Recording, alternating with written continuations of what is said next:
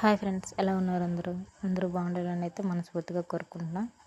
నేనైతే ఈరోజు మెంతికూర పరాటా అంటే ఎలా చేయాలో చూపిస్తాను. నేనైతే గోధుమ పిండి తీసుకున్నా. నేనైతే గోధుమ పిండి స్టోర్లో తీసుకోనండి. గోధుమలు, జొన్నలు, సోలు అంటే రాగులు, నెక్స్ట్ పాప్కార్న్ జొన్నలు ఇవి ఉంటాయి కదా, ఇవన్నీ కలిపేసి ఆడిస్తానండి. ఆడించేది అది తీసుకుంటాను. హెల్తీ కదా. అలా అయితే స్టోర్లో దొరికేది ఆశీర్వాద్ ఏది తీసుకున్నా సరే అండి, ఇప్పుడు మైదా పిండిలాగా సాగుతూ ఉంటుంది గోధుమ పిండి. అదేమో నచ్చక నేనైతే గోధుమలు తీసుకొని కడిగేసి ఎండబెట్టుకొని మిల్లుకి ఇచ్చేసి తీసుకుంటాను. నేనైతే కప్పు గోధుమ పిండి తీసుకున్నా. తర్వాత మెంతికూర అండి, ఒక 3 కట్టలు అయితే తీసుకున్నాను చిన్నవి. ఇవన్నీ ఆకులుగా తురిమేసి కట్ చేసి వేసాను. ఒక ఉల్లిపాయ అండి, ఒక పెద్ద సైజు ఉల్లిపాయ తీసుకుంటున్నాను. నెక్స్ట్ పచ్చిమిర్చి, పింక్ సాల్ట్ అయితే వేస్తున్నాను నేను. సాల్ట్, పచ్చిమిర్చి, ఉల్లిపాయ, పసుపు, కొంచెం ధనియాల పొడి. పచ్చిమిర్చి వేస్తాం కాబట్టి కారం అవసరం లేదు, మీ ఆప్షనల్ వేసుకుంటే. నేనైతే వేయట్లేదు, ఎందుకంటే ఎక్కువ కారమైనా మళ్ళీ మా పిల్లలతో పడలేమండి. తినము అంటారు.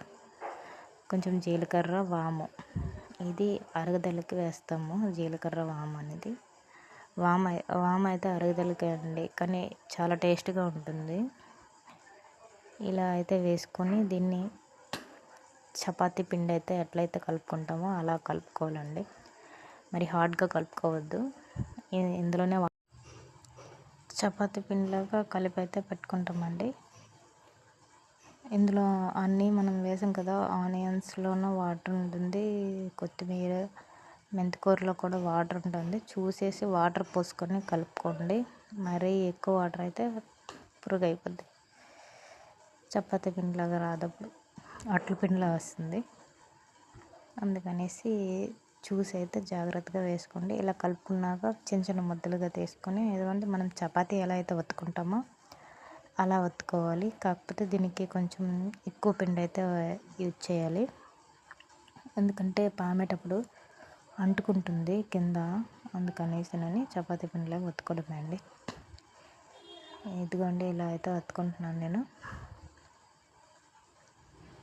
దీన్ని మనం పెనం మీద వేసుకొని కాల్చుకోవడమే అండి. అటువైపు ఇటువైపు నెయ్యి వేసుకొని కాల్చుకోండి. ఆయిల్ కన్నా నెయ్యి వేసుకుంటే చాలా టేస్ట్గా ఉంటుంది. ఆయిల్ అయితే అంత టేస్ట్ ఏమి ఉండదు.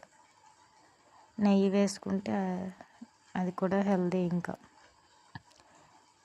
పిల్లలకి పెడితే ఇంకా మంచిగా తింటారు కనుక, వాళ్ళు తింటే వాళ్ళకి హెల్దీయే కదా అండి. అందుకనేసి నెయ్యి అయితే వేసుకొని కాల్చుకోండి. ఇలా అయితే ఒత్తి పెట్టుకొని నేనైతే పెనం మీద వేసేసి కాల్చుకుంటున్నాను. ఇది చేయాలంటే చాలా హార్డ్ అండి, ఎందుకంటే ఒకవైపు స్కూల్ పిల్లలకి టైం అయిపోద్ది, ఒకవైపు సెల్ పట్టుకొని వీడియో తీయాలి, ఒకవైపు ఏమో చపాతీ చేయాలి. ఇవన్నీ పనులు చేసేటప్పటికి టైం అయిపోద్ది. మా బాబు అయితే టైం అయిపోయింది అని గోల పెడుతూనే ఉంటాడు. తిడతారు కదా మరి వాళ్ళకి కూడా అక్కడ. అందుకు అండి, ఇదిగో నెయ్యితో అయితే ఫస్ట్ అయితే కొంచెం సేపు కాలిన తర్వాత అండి ఫస్ట్ కొంచెం సిమ్లో పెట్టుకోవాలి.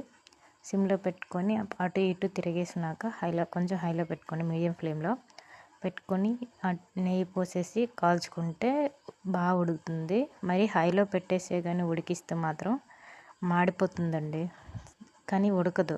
లోపల ఆకు అంత పచ్చిగా ఉంటుంది, అందుకని అలా ఉడకదు. ఇలా ట్రై చేయండి ఎప్పుడైనా మీరు కూడా. దీన్ని కాంబినేషన్ పెరుగుతో తింటే, ఇదిగోండి మా పిల్లలకి అయితే పెడుతున్నాను. పెరుగు, షుగరు, సాల్ట్, పింక్ సాల్ట్ వేసి పెడుతున్నాను. ఇలా అయితే తింటారండి. పెరుగుంటే చాలండి, ఏమైనా తినేస్తారు. పెరుగులోన షుగరు మాత్రం వేయాలి కంపల్సరీగా. ఇలా తింటే చాలా బాగుంటుంది, చాలా టేస్ట్గా ఉంటుంది. నా వీడియో కనుక నచ్చినట్లయితే లైక్ చేయండి, షేర్ చేయండి, సబ్స్క్రైబ్ చేయడం మర్చిపోవద్దు friends. Thank you for keep watching. Thank you so much.